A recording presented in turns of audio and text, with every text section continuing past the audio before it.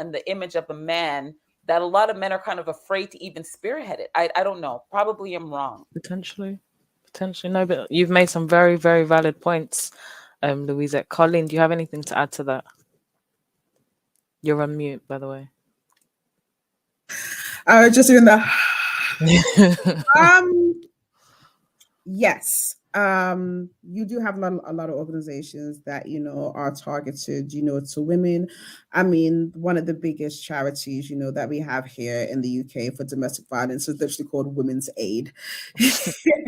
So that kind of just tell you there has been changes recently with new organizations popping up, knowing that we do have to care for men as well. So like I said, one of the organizations that I work with, we do have separate refuges for men.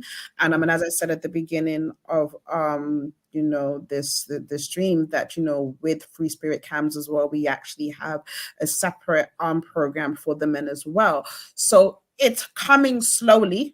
There have been cases in the media, which I won't mention, where you have certain men celebrities, that have been, targeted of, domestic abuse. And you find that you are having much more men speaking up now when it comes to mental health and abuse. So I think if we kind of go back to what we were saying before about different things that we can do to help, it's about awareness. It's about saying, yes, this domestic abuse, but it does involve family. This is domestic abuse and it involves men and it involves children. So the more that we keep kind of doing things like this, so people feel more comfortable to actually say, hey, my name is Trevor and I was a domestic abuse, a victim. And that's kind of what we need is just those platforms. Because again, we do have a lot of stereotypes and people will not come forward, which we then know leads into mental health issues, alcoholism and drug issues and stuff like that. So slowly but surely, it's getting there. Yeah. And I know we've mentioned men, we've mentioned women, we've mentioned children.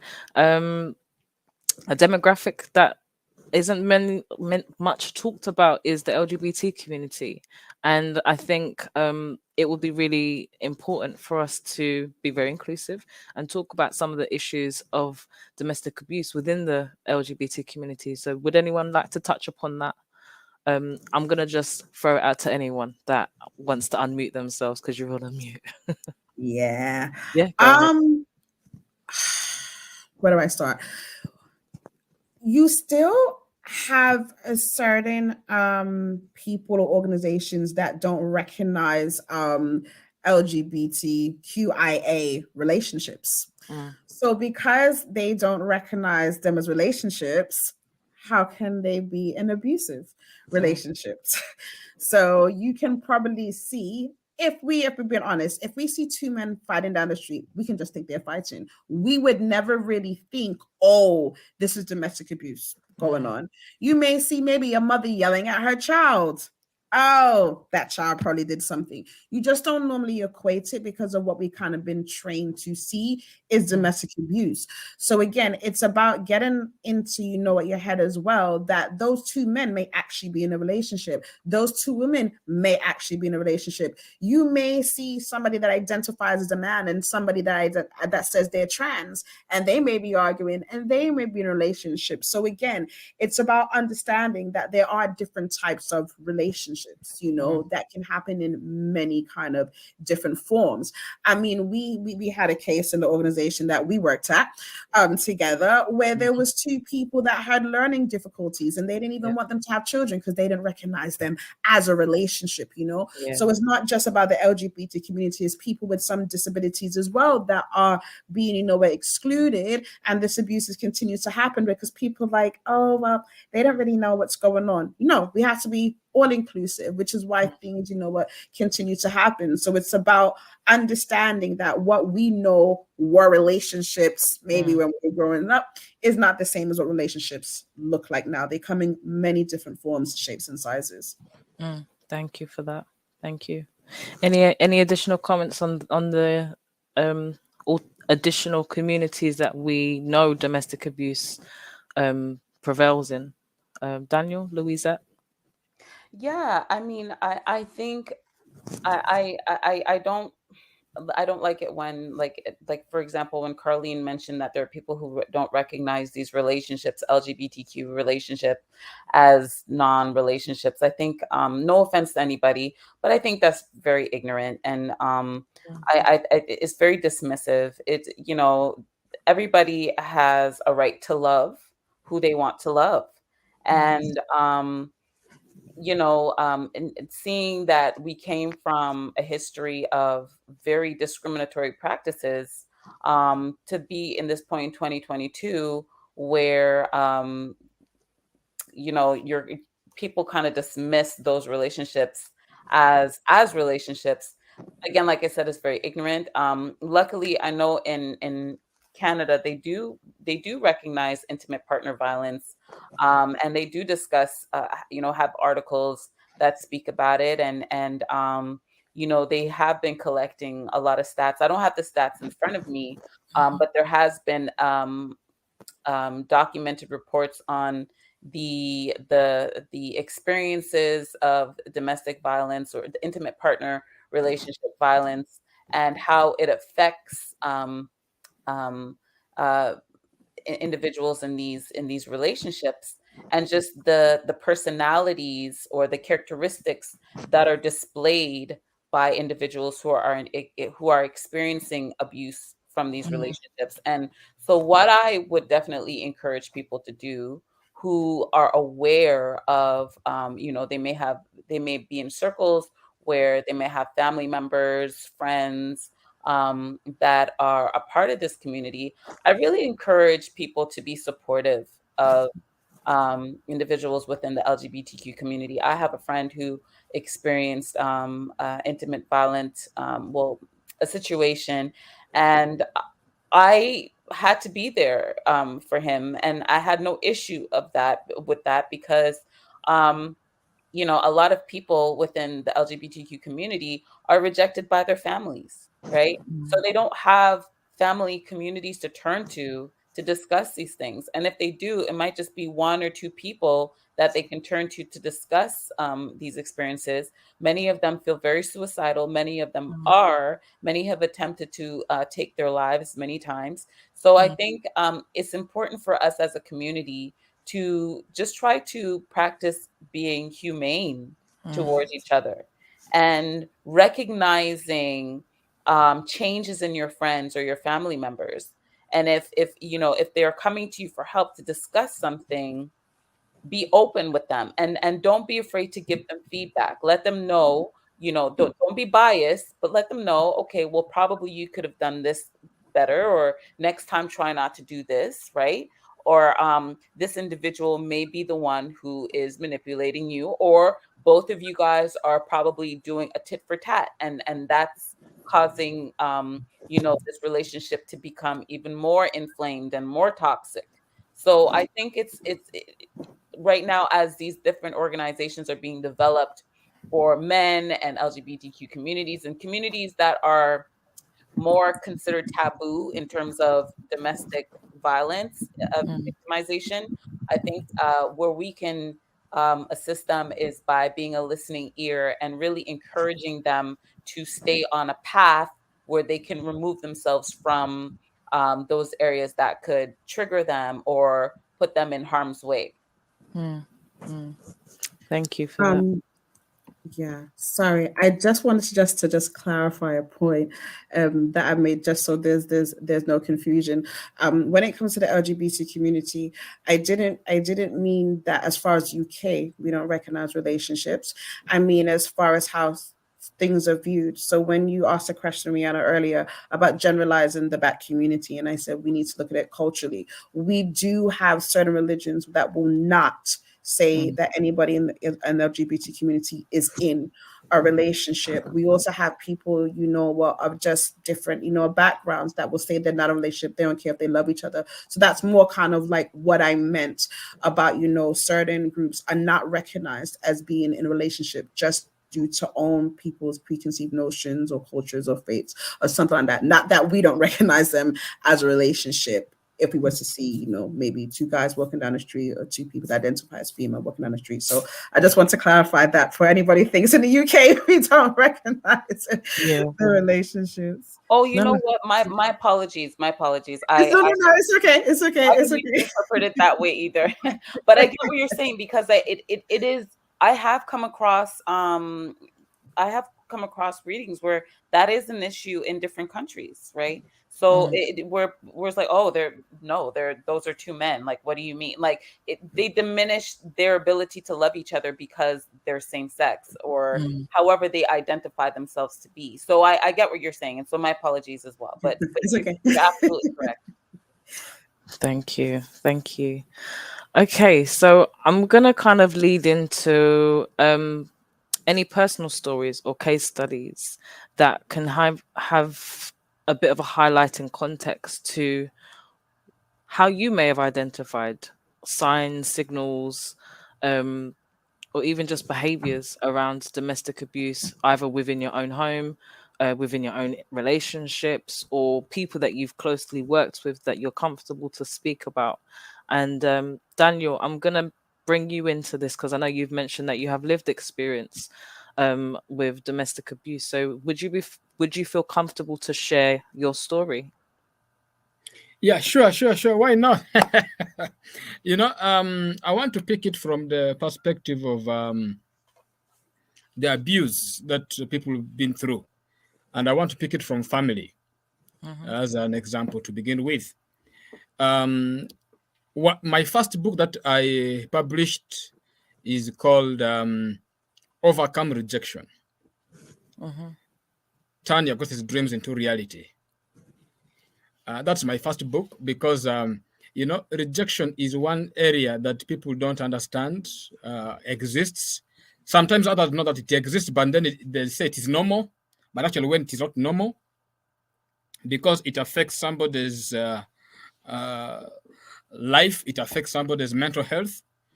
And if you look at so many people who have gone crazy, they do so because of that feeling of abandonment, because of the feeling that they are not good enough, why they are maybe rejected, maybe why they are not loved and cared for, yet they deserve to be the best of who they really are.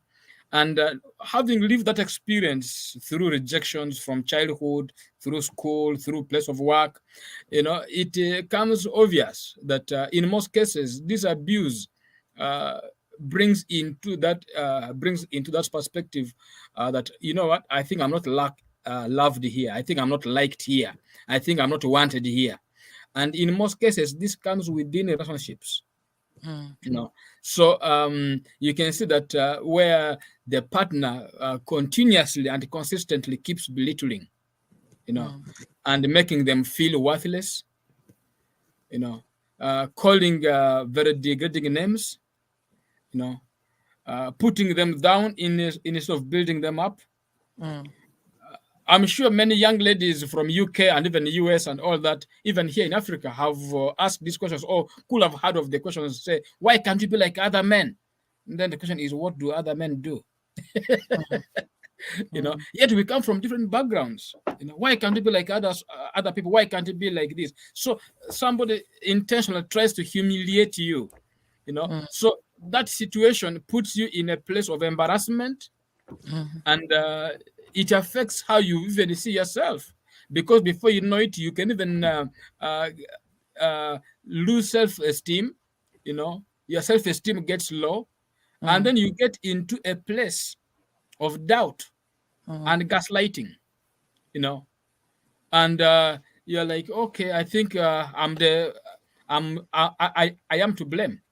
Then you begin to look for every excuse to blame yourself. So okay, I'm sorry, it's my fault. Even when it is not your fault, but just because you want to still keep there, and then the other person keeps manipulating things around to make you feel invalidated, and you feel really down, you know, and this affects everything around you. And in perspective from relationships, by the way, what I didn't tell you that I had to go through 8 heartbreaks, 8 failed relationships. Oh gosh. You know, 8 times, one at a time. You know, finally, by the grace of God, I am now a very married man. But after 8 failed relationships, and in most of these failed attempts, actually, many of them were from abusive backgrounds because of the abuse in the relationships, because of the issues that come in there. And coming to the place of work, you know, place of work also has a lot of issues here. You can see that in the place of work environment, a lot of things happen. And even me too, I've been there, where there is a consistent criticism over invalid claims. You know, like here in Africa, we have this saying that if you are hated in a community, you can be accused of raising dust when you accidentally step in a pool of water. Okay. You step in a pool of water, but then you will be accused of raising dust. You know, so you will be blamed, blaming issues on a specific person, blaming this and that, treating people differently. You know, and before you know it, things are just going out of hand. That's why here in Africa, I don't know other continents, so many people end up with the depression. So many people end up actually resigning from work. You know, people end up resigning. They're like, you know what? I cannot take this anymore. You know, because of the abuse they actually go through. And this has also been there. I've been there. I've lived this myself, where you can be accused, even other people trying to make accusations, false accusations actually, trying to bring things to you when they are not actually, that doesn't even have to do anything with you. So I've been there, so I know the pain of that belittling, the pain of the accusations, the pains of the rejections, the pain around the traumatic experiences. Yeah. Actually, in most cases, this particular area here, it contributes a lot in mental health challenges, in mental breakdowns. And my book, Hope in the Age of Depression, actually came as a result of my depression that came along those lines. Because I had to live with some for some time with the depression, and by the grace of God, yeah, I think I'm much better than where I was. And I keep going, and yeah, there's still hope even in the age of depression. We've been there. That's why I chose to be an advocate now, sharing my experience, letting people know that there is still hope even when things are falling apart, and trying to show them what did I do that other people can also do to get out of this. What can they do also? What are the things that I also learned from other people, so that other people can also be able to come out of their dark moments. They can also come out of their abusive relationships. They can come out from abusive work environments. They come out of the abusive, toxic environments, and be able to pursue their lives, because suicide has become a killer across the globe.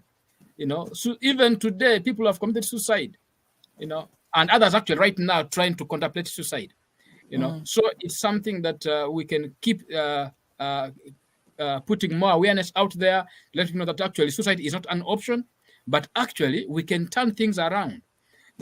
If I turned it around down here in my village here in Uganda, I think even others out there can as well turn their dreams into reality amidst all this kind of chaos.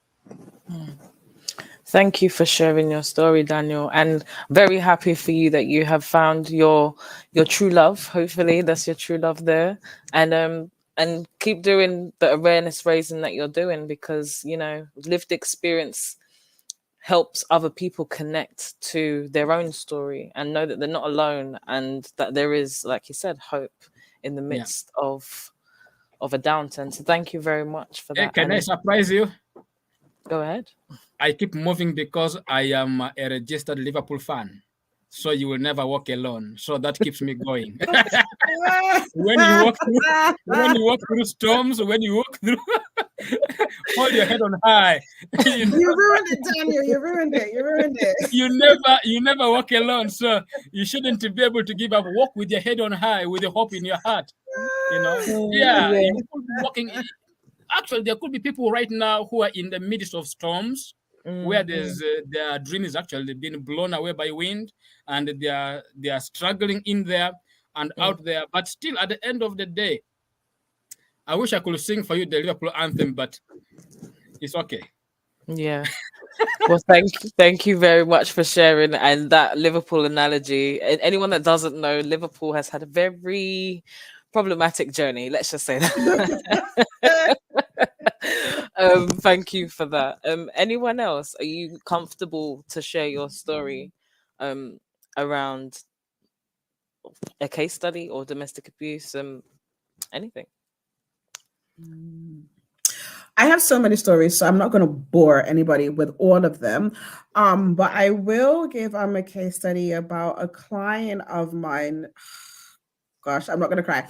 But she actually came into refuge with her son. Now, her story is slightly different from the other people that we were working with, because a lot of the other people that we were working with, they was having forced marriages, and hers is considered a love marriage. So there were no signs at all when she met this guy. They got married, they used to travel together, all types of stuff. They then had a baby was baptized, everything was great. And then all of a sudden, his behavior changed. He started calling her names, said she was stupid, how it goes, saying all these things. And eventually she did have to flee. I think at one time he strangled her, pushed her to the ground, all types of things, and she needs to flee with her son. She struggled when she first came to refuge, because again, she was looking at her counterpart saying, I shouldn't be here. Like, I'm not like the rest of them. Like, I loved him. He loved me. This wasn't forced. And she really, really struggled. And when I used to do the awareness sessions with her, which I do with most of my clients, I always say that I'm coming from not just a professional place, but a personal place as well. I always say I'm also a domestic abuse victim as well. I've kind of come through it. This is why I'm here sharing my story. And they're like, oh, Carleen. I'm like, stop. So, she kind of really struggled. But the reason of why I mentioned her, because she was, even though she struggled and she thought that she didn't belong, she really got on her feet. She was able to go and start doing courses while she was in the refuge. She was then able to provide, advice to the other ladies that was in the refuge as well. If I was there working late, she would come down and bring me food. She was so lovely. But the reason why I bring her up is because just before she left the refuge, she ended up finding a job working with a domestic abuse charity. Amazing. So I remember she came down, she was like, look at my email, read it. I'm like, it is 9:00 at night. And I was like, oh my gosh. So it was just so pleasing to see that somebody didn't just come into refuge, came in a certain state, was able to grow, was able to utilize the resources that was giving her. She felt so open speaking, to us as well. To now, she's actually going to be helping other people, and she's getting paid for it, as well. And I mean, she even got me my Queen Carleen cup as well. So that helps. So she's one of the cases that I would definitely remember, because you can see the turnaround that can happen, and which we tell people, don't kind of look at other people, because some people can, I don't want to say bounce back, but can heal and do things in maybe a certain amount of time, and it may take a little bit longer. It doesn't matter. Everybody processes the trauma, differently, which is why I also tell people, give people the choice on whether they want to be a domestic abuse victim or domestic abuse survivor. People maybe they're different journeys, as well. We've had conversations. I say I still struggle with certain things at time, so I say I'm still in victim mode, because I was still trying to knock you out sometimes. But everybody's at a different journey with them. But I just think it's so important to share, these stories, these experiences. It definitely gives people encouragement, which is what I do in my sessions. I always show a video to show this is happening to so many people. You're not alone. And just encouraging people, as we said before, especially men, to keep on sharing, give that encouragement, give that support, know that you are not alone. And if you have a story, share it. So I'll just share that one with my 500 million ones. No, I appreciate that. And, it's very true what you say, that, allow people the choice of whether they are a victim or a survivor, because I can honestly say, for me, I didn't realize that I was a victim. And especially at the age that I was when I was experiencing domestic abuse, I was just like, oh, this is just how things are because of the type of family setting that I came out of. My dad was very abusive anyway. So it was a thing of, this is how men treat women. So, you know, that's just how it is. And I think it was several situations where it was police that got involved or neighbors that got involved or the school that got involved that I started thinking like, this isn't normal.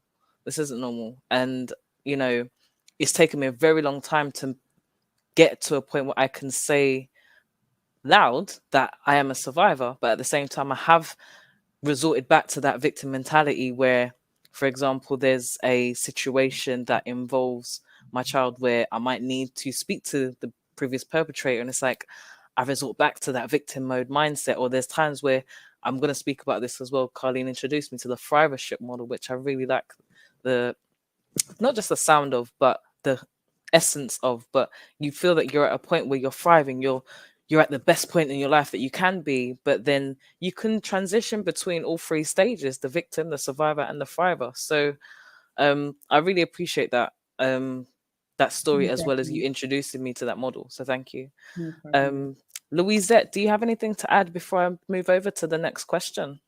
Yeah, I do actually have there are so many stories of intimate partner abuse that I can go through, but there's one in particular that really stood out to me, and I think that's the reason why recently, since seeing the increase of the black femicide rate has been so triggering. I say triggering not in a negative way, but just in a way that it made me realize just um, how vulnerable people are in relationships, put it that way.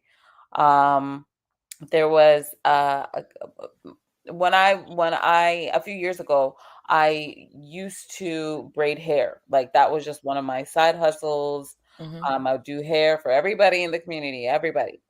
And and a friend of mine, she introduced me to this young man who was actually her mother's friend. So her mother's best friend's husband, basically, put it that way. I know it's like a lot of this person's that person, but whatever. But anyhow, I used to braid his hair, and I learned a bit about him. He was married, and I believe he was saying, or I don't know if he was saying it or I just heard through the grapevine that he wasn't very happy in his relationship, something along those lines. But he was always very kind to me, always very respectful, very kind to my mom. He had even given me a Mary J. Blige CD as a gift because I guess the conversations we would have, it would help him to, sometimes you have a conversation with people and you're just dropping jewels. So it's like, it's really affecting how they're thinking about things. Is probably putting things into perspective because I'm a nerd. Like I love to read. I've always loved to read. I always love reading things that are strange, different, strange meaning, like conspiracy theorist type things, but it's forcing you to think outside of the box. So we'd have these conversations, and there was a point in time where I hadn't seen him for a while.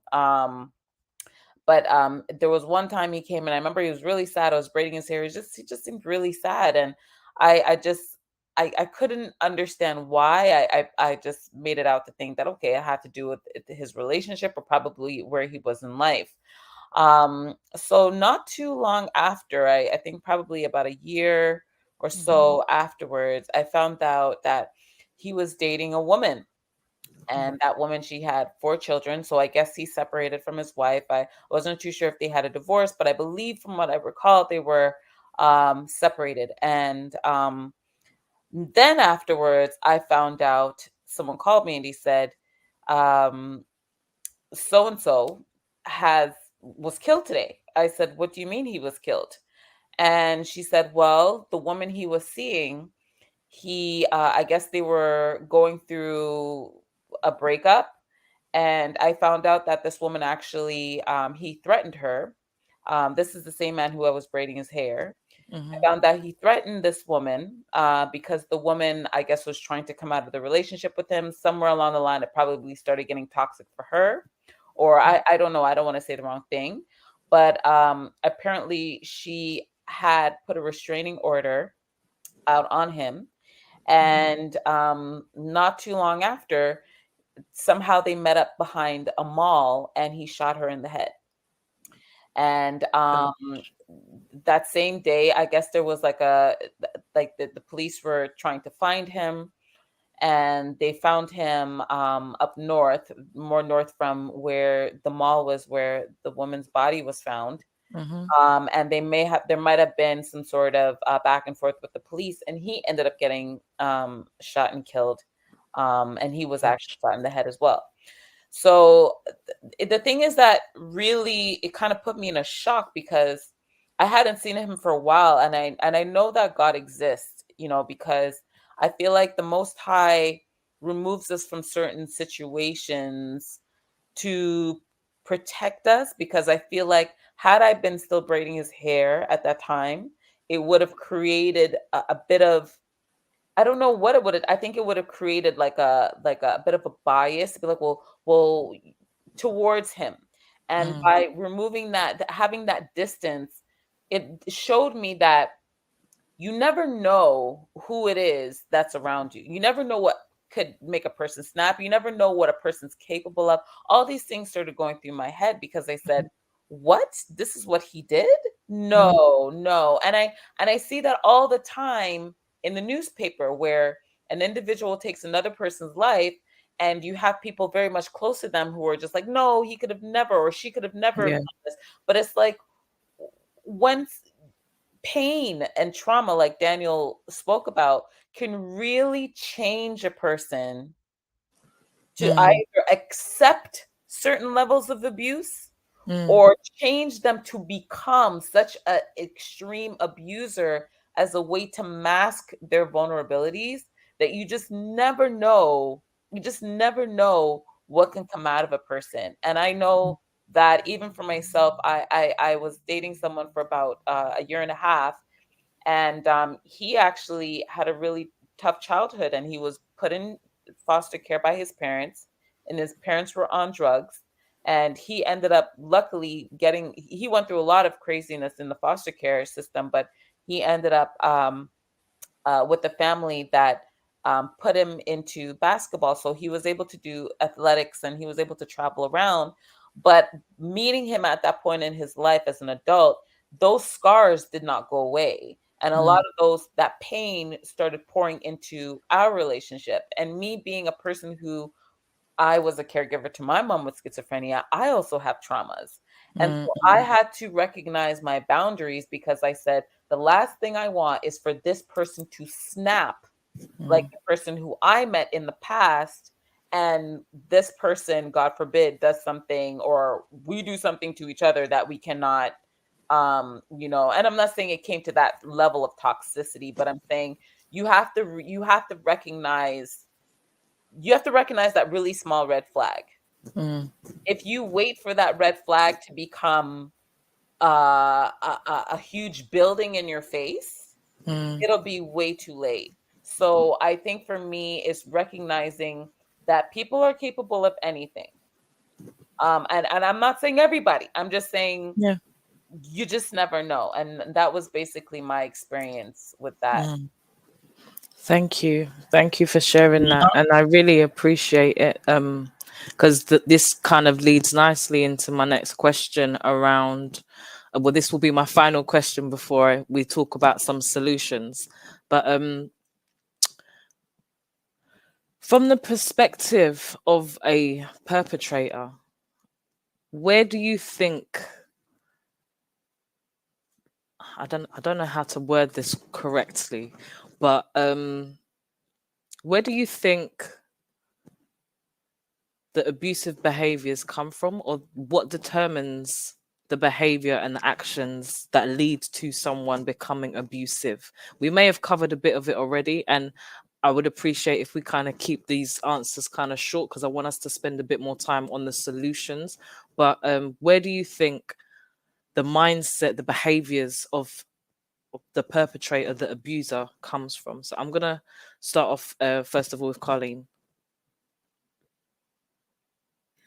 Okay, so yeah, as you kind of said, we've touched on it, before. I know myself and Daniel kind of had similar responses about why somebody can probably, be a perpetrator.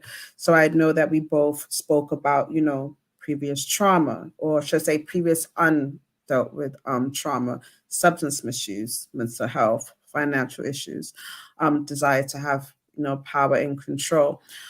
For me, though, I'm mindful when we say, how can we help perpetrators, or, stuff like that, because even though I've kind of named all those things, and I know Daniel's named all those things as well, we know there are many people that have those things that do not turn to be abusive. Yeah. So I'm just kind of mindful when we say, solutions and how people turn to certain traders. It's like when we speak about mental health, there are like 15 to 20 factors of why people can develop mental health issues, but it doesn't necessarily mean that everybody that has those 15 to 20, factors will have mental health issues. So, yeah, I just really go back to trauma, things not being properly explained, also certain influences. I mean, one of the big things that I have at the moment, especially with some of my young people, is that there are certain behaviors that are normalized, which they are calling toxic, which there's not toxic, they are abusive. So again, we have perpetrators that are out there that don't even realize that they are perpetrators. Again, where there's so much things down social media with certain celebrities. For us that work in the fields and know how to identify domestic abuse, a lot of people are saying, why is this getting promoted? This is not, a show. This is not entertainment. This is abuse.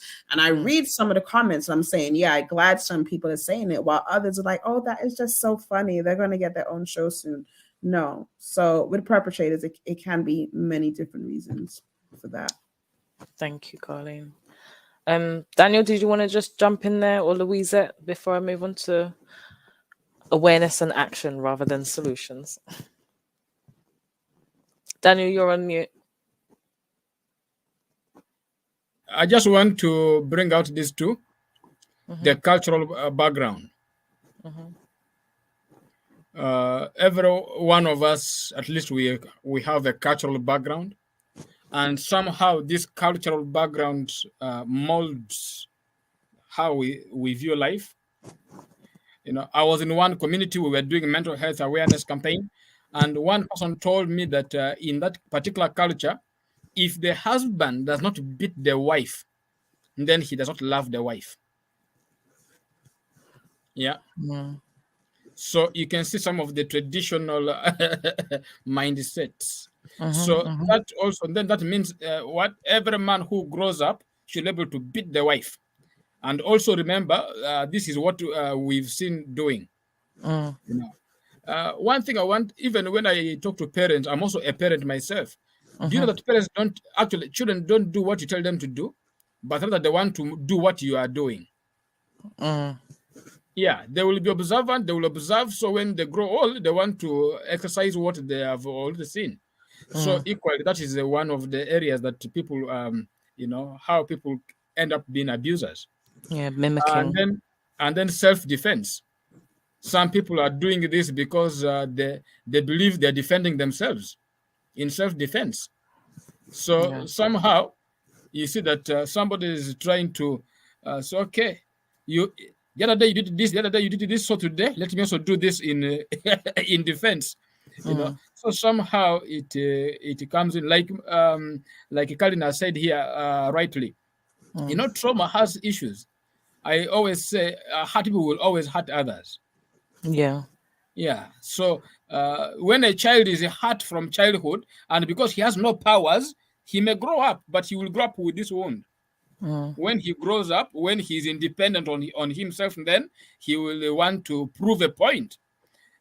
So somehow the issue is unresolved traumatic experiences we've been through, unresolved trauma and the pain we've been through with our families.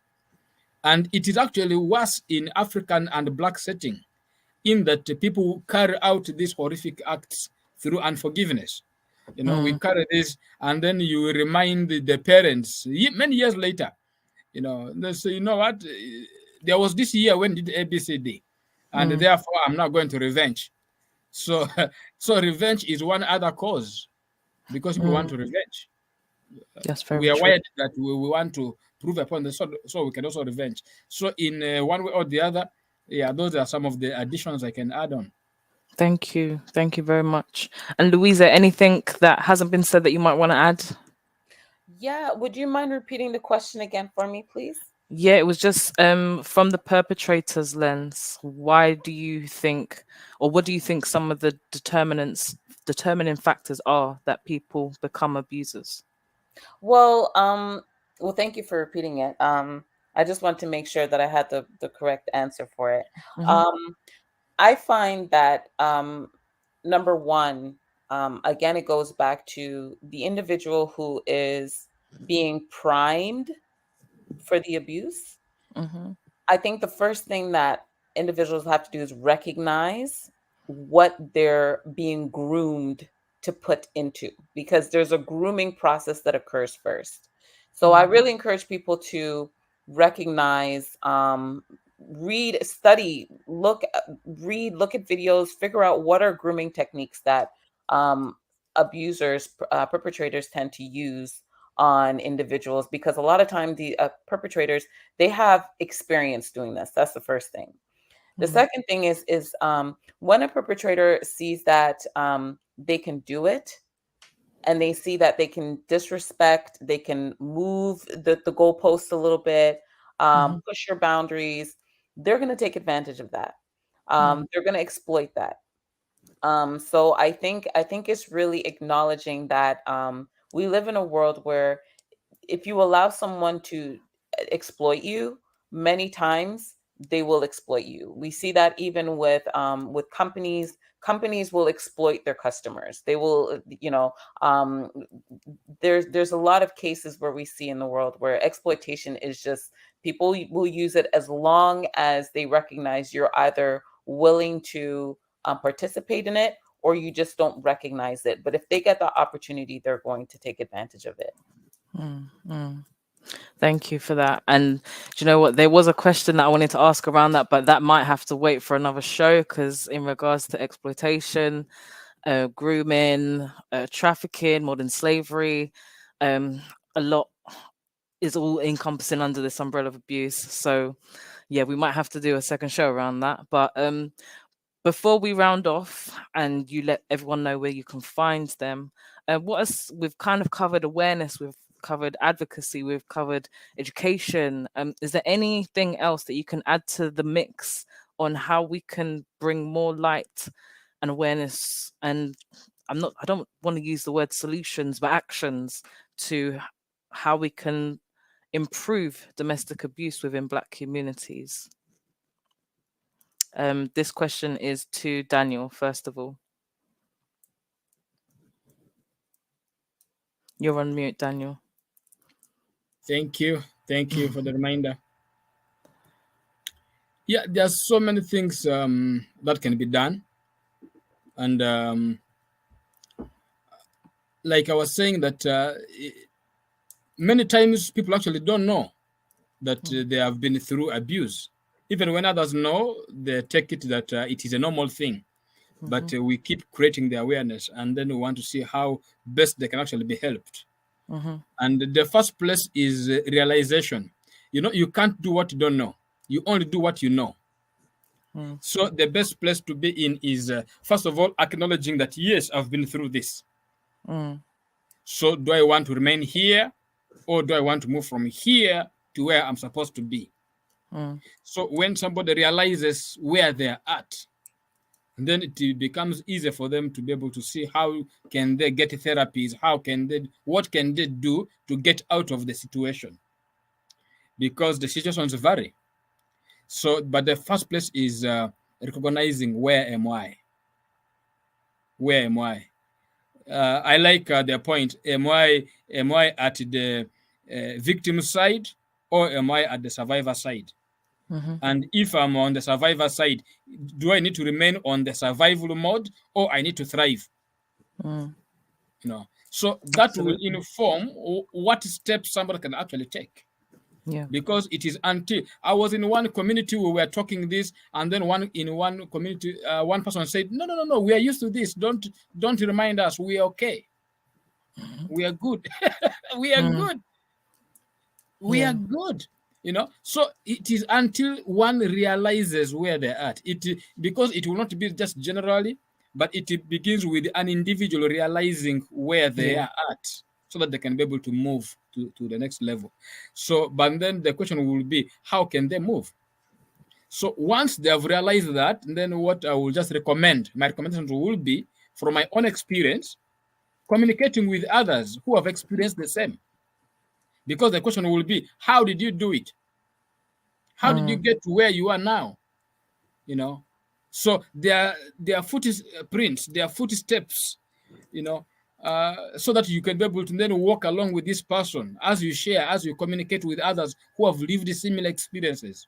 That is where healing actually takes place more. Absolutely. Yeah. And then looking for support groups, because you need to be in a place of support system.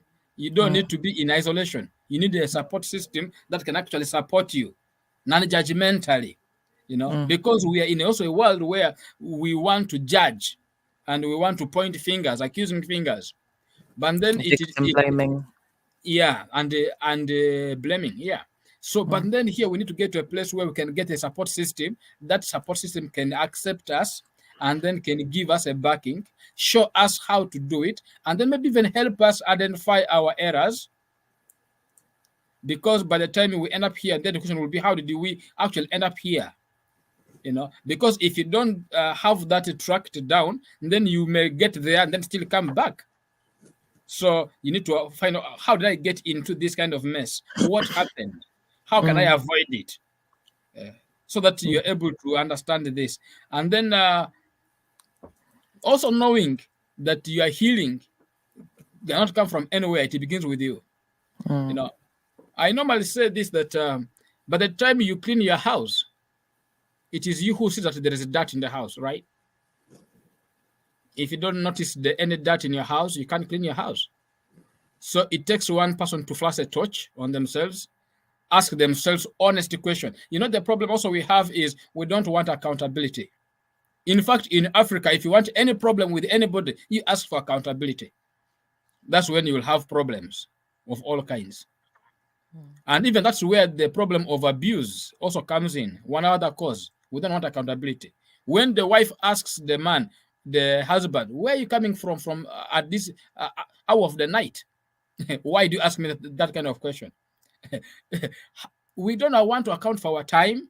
We don't want to account for our money and our resources. So at the end of the day, all things. But then when we are honest with ourselves and ask ourselves honest questions, hard questions, not just questions that can make us happy, but then hard questions that can actually make us grow. Then we'll be able to say, okay, how do we move from here to there? And then who do I need to move with? What kind of resources do I need to get out of here? Because not all these things can happen to everybody at once, because it is one at a time. Not everybody can experience all these areas of abuse we talked about at the same time, but at least one after another, But then you can be able to ask yourself honest questions, then you'll be able to move. But the first place to begin with is, where am I? Because for me, that is what helped me a lot. What helped me most is realizing and realigning everything around me. Where am I? Where do I want to be? How can I get out of this mess? Otherwise, until somebody realizes where they are, they will never move. And if you try to help them, they will actually hate you. If you try to help them, they will actually abuse you. If you try to help them, they will even turn guns on you instead. But until they realize and then make a commitment that, you know what, I need to change this life. I got to move from here. So that will be my submission. Thank you, Daniel. A lot of what you spoke about reminds me, well, in my mind, I would form it as shadow work and personal development. So yeah, I agree with a lot of what you said there. So thank you very much. Carlene, Louisa, anything you want to add to that? I think as far as how we can help, again, I don't really know too much about what's going on in the school system within the US, but I know definitely over here in the UK, the education department basically has been told that they need to start incorporating healthy relationship sessions within the schools. So I do know quite a people that actually are formulating those programs for the schools. So that is one way that we can help. Again, like Daniel said, there may be families that don't even actually understand domestic abuse. So sometimes it may be better that this is happening within the schools. And I think as well that we need to have safe spaces for the Black community to speak about certain things, because we are aware that sometimes we may not go to certain places because we don't feel comfortable, and how the issues may affect us, you know, due to cultural backgrounds or whatever, may affect certain people slightly differently. So again, it's about promoting, creating those spaces, having to say, yes, this is what's going on, even just come along for a session. So kind of how I persuade some of the young people to session, it may not even be for you, but come to tell a friend. And then they come for free food, but then they learn. They learn and they know. So I think it's about creating those spaces, but definitely starting out from young, because as you said before, you will have maybe some children or some young adults see certain things and think it's actually normal, you know, and then end up in situations, or as we said before, they may say, okay, well, it's not physical, so it's not domestic, you know, abuse, when actually it probably is. So definitely more safe spaces and do more stuff in the schools. Yeah. And I like what you said about creating the spaces where it's safe for us to talk about. And one thing that kind of highlights to me is going to places where we know we're going to be, because and there's an initiative that I spoke about previous on another show about barbershop mental health work, and that being something to go into spaces where Black men are, to educate them on mental health, kind of like what you mentioned, Daniel, about community mental health, but within barbershops where we know Black men are, educating those Black men on mental health, first aid, and them able to then support Black customers that are coming into their environment. It's perpetuating that good practice, that good support, you know. So finding spaces where we know we're going to be, and entering those nuggets of knowledge where we know it can be received. Yeah, because even if you think about it, when you go to the doctor's surgery, you'll see posters up about everything. There's nothing stopping us from putting up a poster about domestic abuse, but in parentheses put people of color. You know, people. How long do we sit in waiting rooms now? After COVID, an hour, 2 hours, you have enough time to read to see where some of It's these true. organizations are. Or even the waiting on the phone, like, you know, we're used to those dead ass tones. I'm just gonna call it as it is. You can have a message that's running on repeat through the waiting tone. So Also I just wanted to mention really quickly, it's only because I remember having this conversation in the panel that I was having, but another group that is excluded under domestic abuse as far as what we talk about is also the elderly as well. So we do have a few cases at the moment where we've had elderly people been victims of domestic abuse, and because again with technology they can't access certain things, they wouldn't be even able to use the app that like I was talking about. So we are now looking at how do we reach the elderly community as well, because they are actually excluded when it comes to getting help and support just due to technology that we have now. Yeah, especially in this digital era that we're in. So yeah, I can appreciate that. Thank you. Louisa, anything you want to add to that before I ask you all where people can find you for more information, support, and advice? Yeah, I think like everything Daniel and Carlene mentioned are great. I wanted to add that I think some of the first things we do on the ground as a community is that we have to accept that toxic behavior should not be acceptable. That's the first thing. Meaning starting with the people around you. You know, the way that let's just say a relative is treating their child, is that warranted? Like, how do we sit down with that person and let them know, probably that's a little bit too much. Like, like when we discussed earlier, where we're just like, okay, just mind your business, just don't, just Mhm. let this stay out of, you know, uh, for example, there was a story of a young woman who actually was being abused earlier this year, actually, and her friend went back in to help her to pull her out because the boyfriend was actually getting ready to tussle with her, and he attacked both of them with hammers. They both ended up in the Gosh. hospital. Now, moving forward, they both survived with severe injuries, but the boyfriend ended up going, and I believe he took the life of the friend. And the thing is that we really, really have to do our best to speak to the people around us. We really, Mm. really do. Because I know Daniel, as Daniel mentioned earlier, that in certain communities, the statement is the way how you prove to your wife you love her is by putting your hands on her, something like that, right, Daniel? You had mentioned, Yeah. right?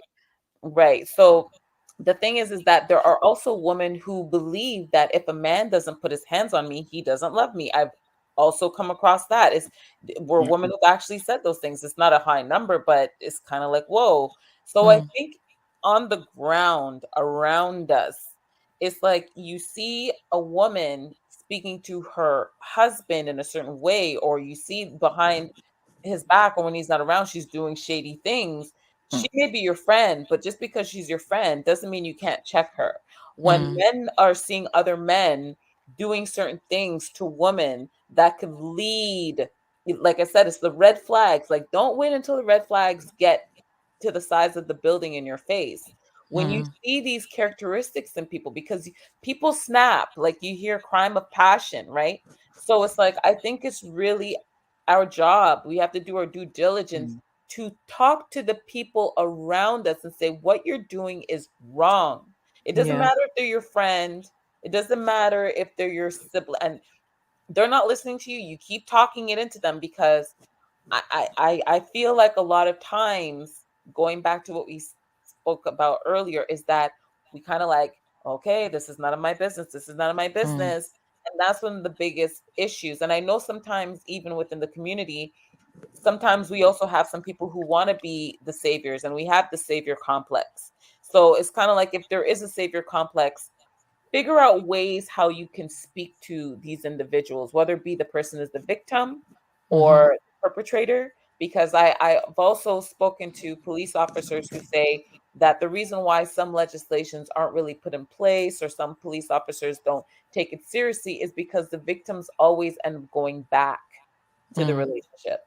So I think a big part of the issue for me is that we really have to build a relationship with the people around us to a point where we can speak to them in a civilized way, to encourage them to better their behavior or better their responses to certain things. Because we can have all these organizations, that's really great, but we are also people who are shoulder to shoulder to some of these people who are experiencing this stuff. I can 1000% agree. Um, in many, many ways. Both historical, current, definitely agree. Thank you for that additional point. So I know, viewers, this has been a longer show than usual, but as you can tell, it's one that we needed to have, and likely we'll have Mm. again in various different forms. So for our listeners, our viewers, and whoever's watching, please let people know where they can find you, what you've got coming up, and how they can get in touch. So I will start with you, Daniel. If you can keep it brief for us, where can people find you? What have you got coming up?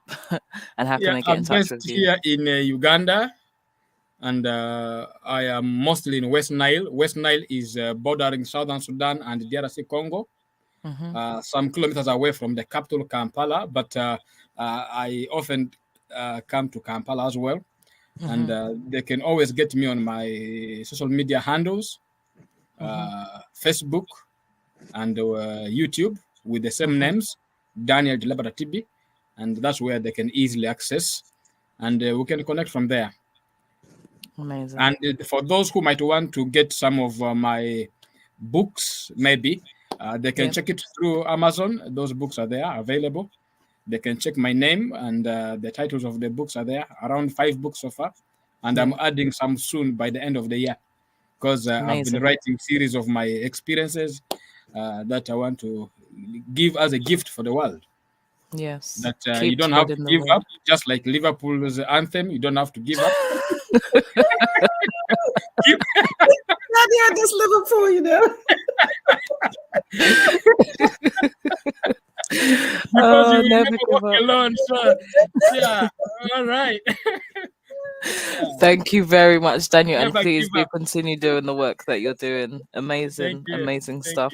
And you didn't mention your website. How can people find your website, and what is the name of your organization? Voice of Western International Limited is our organization, and Voice of Western International.org. You will be able to get to our website and see what we do. Amazing. Thank you. So make sure you go and look up Voices of Restoration, everybody. Thank you very much. And Carlene, where can people find you? What have you got coming up, and how can they contact you? Okay. Well, I don't have any sports analogies, so I'm sorry. So as far as coming up, I'm involved in many different things. So the best way to get me to find out, know what's going on, is going to my platforms. So as far as the domestic abuse side, I'm one of 3 directors for Free Spirit Cams. As I said earlier, that offers the Freedom Program. It is held virtually, so anybody can come and sign up if they want to. So you would need to go to Free Spirit Cams, which is CAMBS.wixsite. I always say this wrong. WIXSITE.com. So you can find us there. You can also find me on my social media platforms and my website, which we literally kind of just touched on about exploitation and grooming and online safety. So I'm also a sexual exploitation consultant working within modern slavery and trafficking as well. So on my website, that is Carlene, which you can see on the screen, CSE.com. And you can find me the same way on Instagram and LinkedIn as well, Carlene CSE. Thank you. And for anyone that doesn't know what CSE means, please give a brief explanation. What does CSE mean? Right. So CSE is child sexual exploitation. So that is some of the sessions that I do within the councils, other professionals, and obviously with the young people as well. So I offer 1-to-1 sessions as well as 12 weekly sessions as well. There are a lot of factors that happen with adults as well. So I'm easily able to convert some of the sessions into adult exploitation sessions as well, which I am currently doing. Thank you very much. Thank you. And last but not least, Louisette, where can people find you? What have you got coming up, and how can they contact you? Yes, like Carlene, I wear many, many hats. I do a lot of things. And that just, I just believe when you have life in your body, I believe you should just do whatever makes you happy. If you love to paint, paint. If you want to make socks, make socks. If you want to sew hats, sew hats. So for me, right now I'm a student. God willing, I graduate next year. We'll have my training. Yes, with psychology and public policy as and we'll see what goes on from there. But that will be something that, in terms of government and policies, that's something I'll be getting into. But you can follow me on my Instagram page. Right now it's private because I am doing some changes with stuff, but my Instagram page is Louisette LOUISETTE _Saintfort STFORT. I am going to be creating some fitness programs that I will be sharing with the community. Whoever wants to do it. I've been teaching for a long time. I've been running classes at the gym forever, but I will be sharing it online because I have been requested to do that because I feel it helps to break down trauma. Working out, exercises, know how to do it properly. It really does break down trauma, and it pulls out a power in you that you never knew you had. So I encourage that. Yeah. And I also would really encourage people asking you please to go on Spotify if you have Spotify and check out my music. I will be Cool. adding new material very soon. It's just because with school, I put it right at the forefront. So I want to make sure I Mhm. get good grades, but I will Yeah. be adding new music there. So please support me there. I'll really appreciate it. And you'll love the music that I'll be sharing. You won't be disappointed. I promise you. Amazing, amazing. And on Spotify, what's the name that people can find you under? Oh, it's Louisette, Louisette. If they put that in, they might find another artist with the same name as me. But if you're having trouble, put my name in, Louisette, and then space, put in the word sun. Sun is one of my newer songs. It's Okay. also on YouTube as well. If you put in Louisette and sun, you can see some of my music videos that my sisters and I did together. Like I do music videos as well. So we just have fun with life, and I encourage people to do that. No matter your Amazing. age, have fun with life. Yeah, definitely. And these are some of the ways that you are able to begin your healing processes through the exploration of your arts and creativities. So thank you. Exactly. Yeah. So, viewers, listeners, I hope you had an abundance of information from our three guests. Thank you to Daniel, to Carleen, to Louisette, for the wealth of knowledge, nuggets of information, everything that you have provided our listeners and viewers today. I am Rihanna from Black Mental Health Matters. And again, apologies for the long one, but you can see why it was needed. Yeah. Don't Yeah. worry. Make sure you tune in next week for our upcoming shows. Have a blessed and most beautiful evening, whatever time of day you're listening to this or watching this. Take care, look after yourself, and reach out. You do not have to be alone. And if you know anyone that is experiencing domestic abuse, share this with them. This might be exactly what they need to find some support. So thank you, good night, good morning, and take care.